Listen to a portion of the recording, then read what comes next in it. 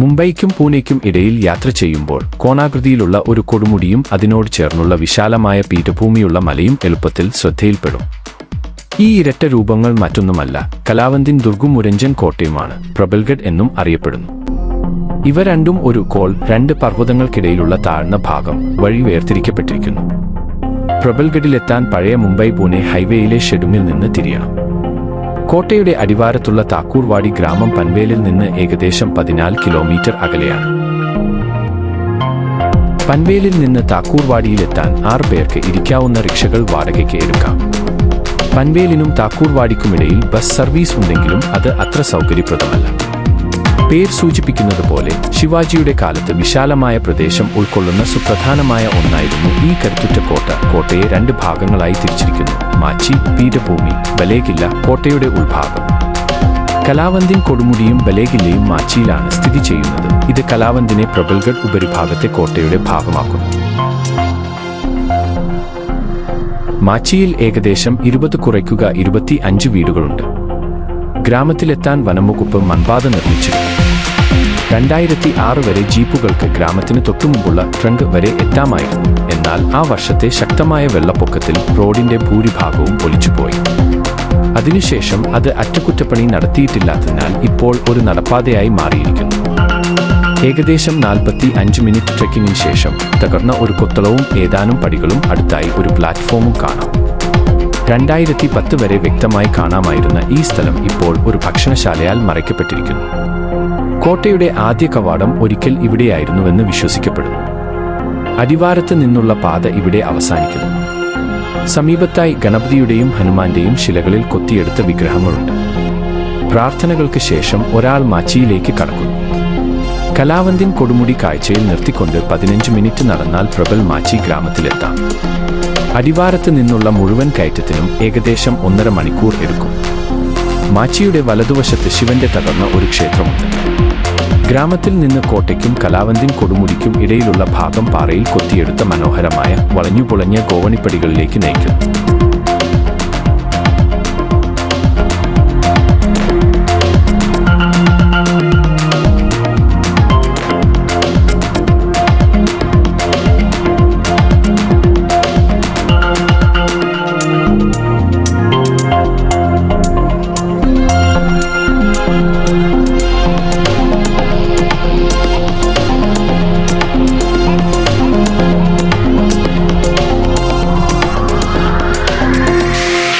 ഈ ഭാഗത്തേക്കുള്ള പാത കുത്തനെയുള്ളതും ക്ഷീണിപ്പിക്കുന്നതുമാണ്. അവിടെ നിന്ന് കൊടുമുടിയിലെത്താൻ ഏകദേശം 1/2 മണിക്കൂർ എടുക്കും. പാത മുഴുവൻ പാറയിൽ കൊത്തിയെടുത്തതാണ്. ഇടതുവശത്ത് 2 ജലസംഭരണികളുണ്ട്.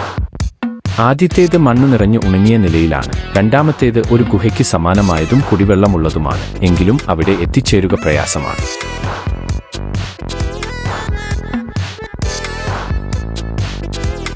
ഹോളി ദിനത്തിൽ പ്രബൽ മാച്ചിയിലെ ഗ്രാമവാസികൾ കൊടുമുടിക്ക് മുകളിൽ ഉത്സവം ആഘോഷിക്കുന്നു.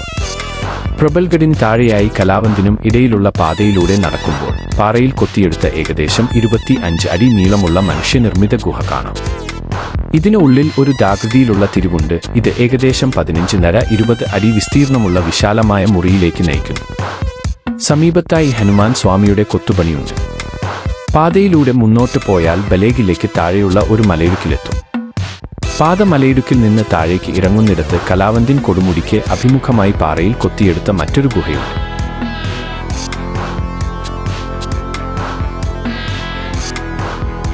പ്രബൽഗഡ് കോട്ടയുടെ ചരിത്രവും ഭൂമിശാസ്ത്രവും. കോട്ടയുടെ സുരക്ഷാമതിൽ വിശാലമാണെങ്കിലും മിക്കവാറും മണ്ണിൽ പുതഞ്ഞ നിലയിലാണ്. വലതുവശത്തായി മണ്ണിൽ താഴ്ന്ന ഒരു കമാനവും അല്പം കൂടി മുന്നോട്ട് പോയാൽ പാറയിൽ കൊത്തിയെടുത്ത ഒരു കുളവും വെതാണ് കാണാം. നിലവിൽ ഇതിലെ വെള്ളം കുടിക്കാൻ യോഗ്യമല്ല. ഈ കുളം കണ്ടുകഴിഞ്ഞാൽ പ്രധാന കവാടത്തിലേക്ക് മടങ്ങി കോട്ട പര്യവേക്ഷണം ആരംഭിക്കണം. ആകൃതിയിലുള്ള ബാലേഗില്ല സമുദ്രനിരപ്പിൽ നിന്ന് 2460 അടി ഉയരത്തിലാണ് സ്ഥിതി ചെയ്യുന്നത്. ഇതിന്റെ ഒരറ്റത്ത് കലാവന്തിൻ ദുർഗും രണ്ടാമത്തെ അറ്റത്ത് കാലാ ബുർജും കറുത്ത ബുർജ്, മൂന്നാമത്തെ അറ്റത്ത് ബോറിസോണ്ട് ബോറി മലനിരകൾ എന്നിവയുമാണ്. കോട്ടയുടെ മുകൾ ഭാഗം നിബിഡമായ വനത്താൽ മൂടപ്പെട്ടതാണ്. അവശിഷ്ടങ്ങളും പ്രതിരോധ മതിലുകളും കാടിനുള്ളിൽ മറഞ്ഞിരിക്കുന്നതിനാൽ ജാഗ്രതയും സാഹസിക മനോഭാവവും ഇല്ലാതെ ഇവിടെ പര്യവേക്ഷണം നടത്തുക പ്രയാസമാണ്. കോട്ടയ്ക്കുള്ളിലെ പ്രധാന കാഴ്ചകൾ. ധാന്യപ്പുരകൾ പ്രവേശന പാതയിലൂടെ മുന്നോട്ട് പോകുമ്പോൾ വഴി രണ്ടായി പിരിയുന്നു. വലത്തോട്ട് പോയാൽ ഏകദേശം 15 മിനിറ്റിനുള്ളിൽ 6 അടി ഉയരമുള്ള തറയിൽ പണിത 4 കല്ല് കെട്ടിടങ്ങൾ കാണാം. ചിലർ ഇതിനെ കൊട്ടാരം എന്ന് വിളിക്കാറുണ്ടെങ്കിലും ഇവ യഥാർത്ഥത്തിൽ ധാന്യപ്പുരകളാണ്. ബഹാമനി ഭരണകാലത്താണ് ഇവ നിർമ്മിക്കപ്പെട്ടതെന്ന് കരുതപ്പെടുന്നു.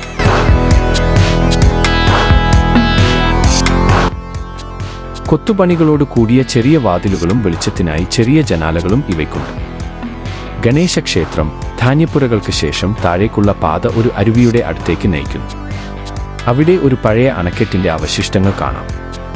തുടർന്ന് മുന്നോട്ട് പോയാൽ ഗണേശ വിഗ്രഹം പ്രതിഷ്ഠിച്ച ക്ഷേത്രത്തിലെത്താം. ഇവിടെ 2 നന്ദി വിഗ്രഹങ്ങളുണ്ട്, ഒന്ന് അകത്തും ഒന്ന് പുറത്തും. ഗണേശ വിഗ്രഹത്തിന് പിന്നിലായി 3 തട്ടുകളുള്ള ഒരു ശിവലിംഗമുണ്ട്. ഇത് കോട്ടയുടെ ചരിത്രം 11 നൂറ്റാണ്ട് വരെ പഴക്കമുള്ളതാണെന്ന് സൂചിപ്പിക്കുന്നു. ബോറിസോണ്ട് ക്ഷേത്രത്തിൽ നിന്ന് 20 മിനിറ്റ് നടന്നാൽ ബോറി മരങ്ങൾ ധാരാളമായി വളരുന്ന ബോറിസോണ്ടിൽ എത്താം. ഇവിടെ നിന്നാൽ പ്രബൽ മാച്ചി, പൻവേൽ നഗരം, കർണാല, മണിക്കഡ് എന്നിവയുടെ മനോഹരമായ കാഴ്ചകൾ കാണാൻ സാധിക്കും. ഇർഷാൽഗഡ് കവാടം താഴ്വരയിലേക്ക് 200 അടി താഴേക്ക് പോയാൽ തകർന്നുപോയ ഒരു കവാടം കാണാം. ഇത് ഇർഷാൽഗഡിലേക്കുള്ള പാതയിലാണ്. കാലാ ബുരുജ് പ്രധാന കവാടത്തിൽ നിന്ന് ഏകദേശം 3.5 കിലോമീറ്റർ അകലെയാണ് കാലാ ബുരുജ്. ഈ ഭാഗത്ത് വനം കുറവാണ്. ഇവിടെ പാറയിൽ കൊത്തിയെടുത്ത 2 കുളങ്ങളുണ്ട്. അതിലൊന്നിൽ കുടിക്കാൻ യോഗ്യമായ വെള്ളമുണ്ട്. ഒരു ചരിത്ര വസ്തുത: ബ്രിട്ടീഷുകാർ മാതേരാൻ ഒരു ഹിൽ സ്റ്റേഷനായി വികസിപ്പിക്കുന്നതിന് മുമ്പ് പ്രബൽഗഡിനെ പരിഗണിച്ചിരുന്നു. എന്നാൽ ജലക്ഷാമം കാരണം അവർ മാതേരാൻ തിരഞ്ഞെടുക്കുകയാണുണ്ടായത്. നിർമ്മാണത്തിനായി കൊണ്ടുവന്ന ചുണ്ണാമ്പുകല്ലിന്റെ അവശിഷ്ടങ്ങൾ ഇന്നും ഇവിടെ കാണാൻ സാധിക്കും.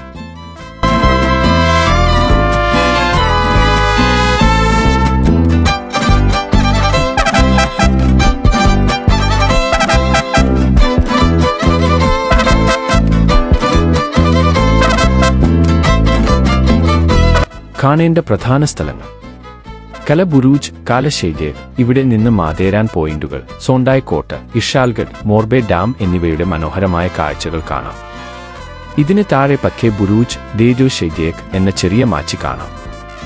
ഗണേഷ് ക്ഷേത്രവും സമാധിയും. കലബുരൂജിൽ നിന്ന് തിരികെ വരുമ്പോൾ ഗണേഷ് ക്ഷേത്രത്തിൽ എത്താം. അവിടെ നിന്ന് സഹദേവ് സാവന്തിന്റെ സമാധിയിലേക്കുള്ള പാത കാണാം. കോട്ടയുടെ ഘടന: കോട്ടയ്ക്ക് 11 ബുരൂജുകളും 2 തകർന്ന വാതിലുകളും സോന്ധ്യേച്ചി സോണ്ട്, ബോറിസോണ്ട് ഉണ്ട്. പാറയിൽ വെട്ടിയുണ്ടാക്കിയ കുടിവെള്ള ടാങ്കുകളും ഇവിടെയുണ്ട്. ചരിത്ര പശ്ചാത്തലം: പുരാതന കാലം ഗുഹകളുടെ സാന്നിധ്യം സൂചിപ്പിക്കുന്നത് ഇത് ശതവാഹന കാലഘട്ടത്തിൽ നിർമ്മിച്ചതാവാം എന്നാണ്. പിന്നീട് ശിലാഹാര യാദവ രാജവംശങ്ങളുടെ കീഴിലായി. മധ്യകാലം ബഹ്മനി സാമ്രാജ്യത്തിന്റെ തകർച്ചയ്ക്ക് ശേഷം നിസാം ഷാഹി നിയന്ത്രണത്തിലായി. പിന്നീട് ഷഹാജി രാജാക്കന്മാർ ഇത് ഭരിച്ചു. മുഗൾ അധിനിവേശം: 1635 മുഗൾ ചക്രവർത്തി ഷാജഹാനും ആദിൽ ഷായും ഷഹാജിക്കെതിരെ ഒന്നിച്ചു. മുഗൾ കമാൻഡർ ഖാൻ ജഹാൻ ഡെക്കാൻ കീഴടക്കി. ശിവാജി മഹാരാജിന്റെ കാലം: ഷഹാജി തന്റെ കുടുംബത്തോടൊപ്പം ജിജാബായിയും യുവശിവാജിയും കുറച്ചുകാലം ഇവിടെ താമസിച്ചിരുന്നു. പിന്നീട് 1657 ശിവാജി മഹാരാജിന്റെ കമാൻഡർ അബാജി മഹാദേവ് ഈ പ്രദേശം പിടിച്ചെടുത്തു. യാത്രികർ ശ്രദ്ധിക്കാൻ: സന്ദർശന സമയം: സമാധാനപരമായ അന്തരീക്ഷം ആസ്വദിക്കാൻ വാരാന്ത്യങ്ങളും അവധി ദിവസങ്ങളും ഒഴിവാക്കുന്നതാണ് നല്ലത്. വഴികാട്ടികൾ പ്രാദേശിക ഗൈഡുകൾ കൂടെയുണ്ടാകുമെങ്കിലും അവർക്ക് എല്ലാ സ്ഥലങ്ങളെക്കുറിച്ചും കൃത്യമായ അറിവ് ഉണ്ടാകണമെന്നില്ല. പലപ്പോഴും വിനോദസഞ്ചാരികളെ ജലസംഭരണികളിലേക്ക് കൊണ്ടുപോകാൻ അവർ മടിക്കാറുണ്ട്. താമസവും ഭക്ഷണവും: പ്രബൽ മാച്ചിയിൽ താമസ സൗകര്യവും ഭക്ഷണവും ലഭ്യമാണ്.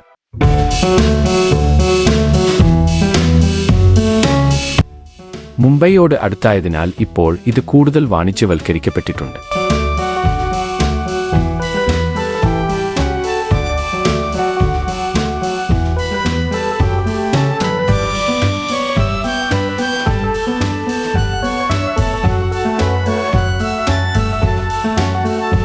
പ്രധാന സംഭവങ്ങൾ: പുരന്ദർ ഉടമ്പടി 1665. ഈ ഉടമ്പടി പ്രകാരം മുഗളന്മാർക്ക് വിട്ടുകൊടുത്ത 23 കോട്ടകളിൽ ഒന്നായിരുന്നു പ്രബൽഗഡ്.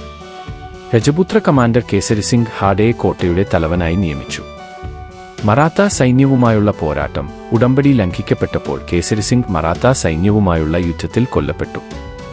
അദ്ദേഹത്തിന്റെ അമ്മയെയും 2 ആൺമക്കളെയും തടവുകാരായി പിടിച്ചെങ്കിലും ശിവജിയുടെ ഉത്തരവ് പ്രകാരം അവരെ ബഹുമാനപൂർവ്വം ദേവ്ലാലിയിലെ മുഗൾ ക്യാമ്പിലേക്ക് തിരിച്ചയച്ചു.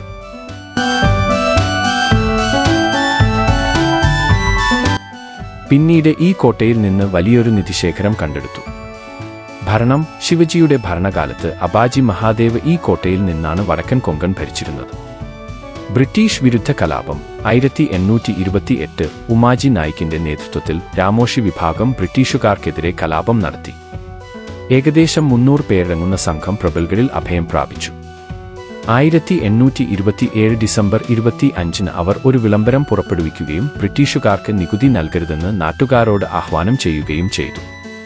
കലാപം അടിച്ചമർത്തുന്നത് വരെ അവർ ഈ കോട്ടയിൽ നിന്ന് ബ്രിട്ടീഷുകാരെ നിരന്തരം ആക്രമിച്ചു.